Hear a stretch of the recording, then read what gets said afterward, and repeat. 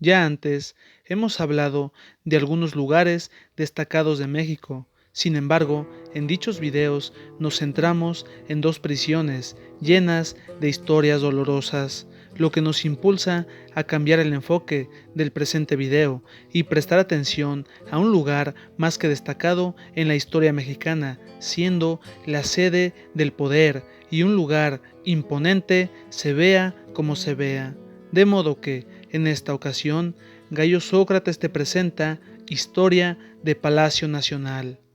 De sus orígenes, no siempre es sencillo encontrar información clara. De lo poco que se sabe es que su construcción comenzó durante el año de 1523, 2 años después de la llamada conquista. Lo anterior fue iniciativa de Hernán Cortés y su gente, quienes habían ocupado las casas nuevas de Moctezuma, y para 1528 ya se apreciaban algunos muros de lo que sería la gran sede. De hecho, aquella construcción incipiente sería, por un breve lapso de tiempo, la casa de Cortés. Después del deceso de este, en 1547, la gran obra ya disponía de 3 patios y 2 pisos, así como de una gran huerta, que con el tiempo sería conocida como la Plaza del Volador y que actualmente es el edificio de la Suprema Corte de Justicia.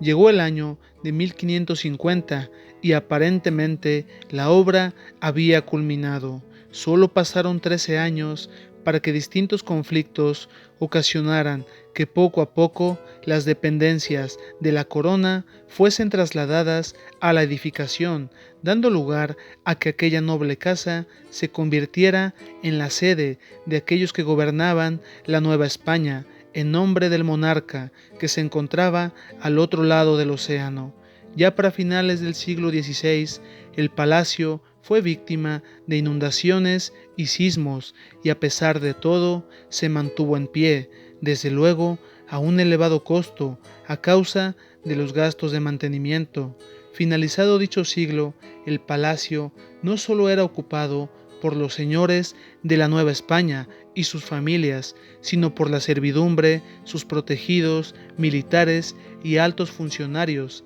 así como miembros de la gran audiencia.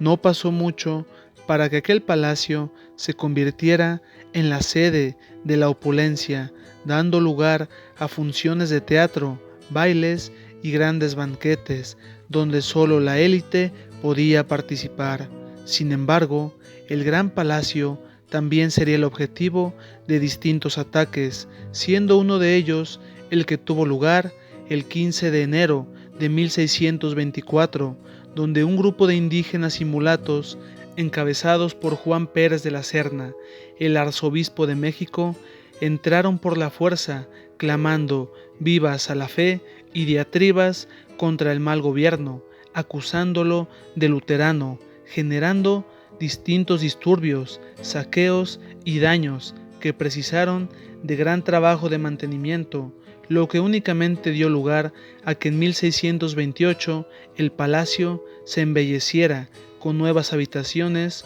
y un conjunto de balcones que asomaban a la plaza mayor. Lamentablemente, aquel palacio sería nuevamente objeto de un ataque durante 1692, debido a que ese año se sublevaron las personas más pobres de la ciudad a causa de la escasez de maíz y el hambre que esto trajo consigo, lo que indignó a la población a sabiendas de que los habitantes de palacio aún podían darse aquellos banquetes, de manera que los pobladores atacaron con piedras la fachada del edificio e incluso intentaron prenderle fuego, dando lugar a que los soldados dispararan desde las azoteas, generando grandes daños a la sede del poder. Mucho tiempo después, ya durante los años de la independencia, los habitantes de Palacio vivían con miedo al sentirse acechados por el ejército insurgente, dirigido por Miguel Hidalgo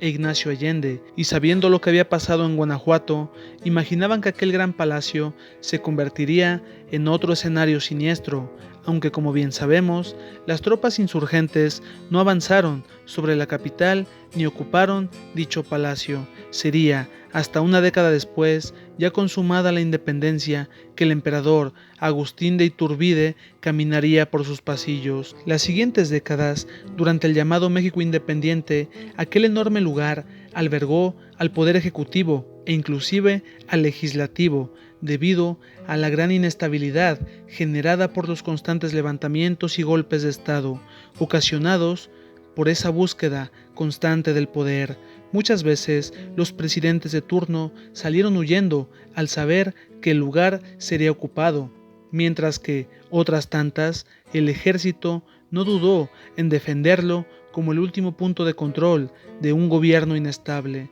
Lamentablemente, no solo los mexicanos ocuparon Palacio, sino que dos ejércitos extranjeros hicieron otro tanto. Durante septiembre de 1847 y hasta junio de 1848, las tropas estadounidenses tomaron el lugar y la bandera norteamericana ondeó en lo alto, lo que hasta la fecha sigue siendo uno de los más tristes episodios de la historia mexicana, mientras que en junio de 1863 los franceses hicieron otro tanto y las tropas entraron de manera triunfal para que un año después el emperador Maximiliano intentara convertirlo en el centro de su gobierno, decepcionándose a causa de lo deteriorado que se encontraba, sin dejar de lado que por meses de descuido se hallaba infestado de plagas, lo que motivó al emperador a invertir en tareas de mantenimiento y convirtiéndolo poco a poco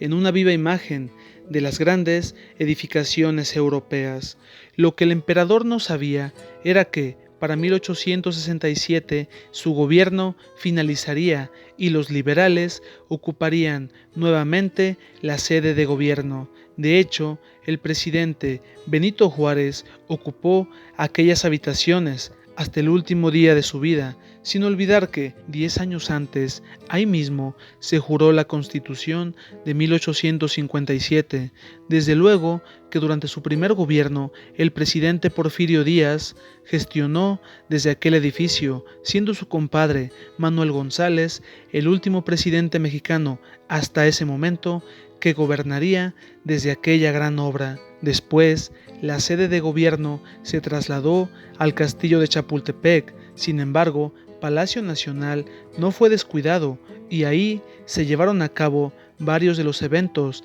de las fiestas del centenario durante 1910, mientras que ahí también había tenido lugar la celebración del Grito de Independencia. Llegaría el año de 1913 y aquel palacio dejaría de ser un símbolo del poder y se convertiría de nueva cuenta en un campo de batalla, debido a que ahí tuvo lugar el comienzo de la Decena Trágica, es decir, aquel golpe militar que tenía la intención de poner fin al gobierno del presidente Francisco I. Madero, ocasionando que el llamado Zócalo se viera tapizado con casquillos, caballos y militares que habían caído en combate. Fue también en un cuarto de intendencia donde el presidente Madero y su vicepresidente fueron apresados hasta encontrar su triste final. Sin embargo, hay un momento clave y este tiene lugar en diciembre de 1914 y es cuando los zapatistas,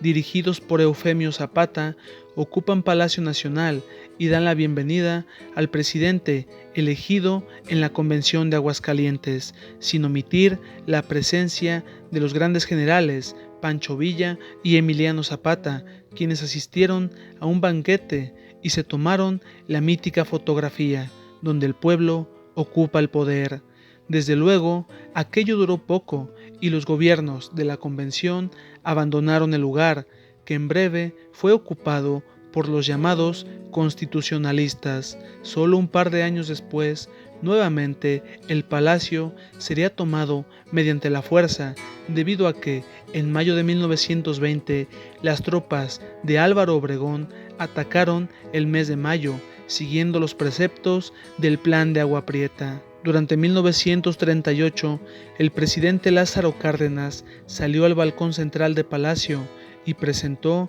el decreto de expropiación petrolera, mientras que, algunas décadas después, en 1968, las afueras de Palacio serían ocupadas por los implicados en el movimiento estudiantil, mismos que ordenaban al presidente Gustavo Díaz Ordaz que diera la cara, ocasionando que el ejército comenzara a acechar en el perímetro. Durante el año 2014, nuevamente tuvo lugar una manifestación, esta vez debido a la impunidad y la desaparición de los estudiantes de Ayotzinapa, ocasionando que prendieran fuego a la gran puerta de Palacio, mientras que en el año 2021 varios opositores al gobierno de López Obrador ocuparon el Zócalo durante semanas, y ya que hablamos de López Obrador, es bien sabido que, como presidente, ha ocupado nuevamente Palacio Nacional, lo que no sucedía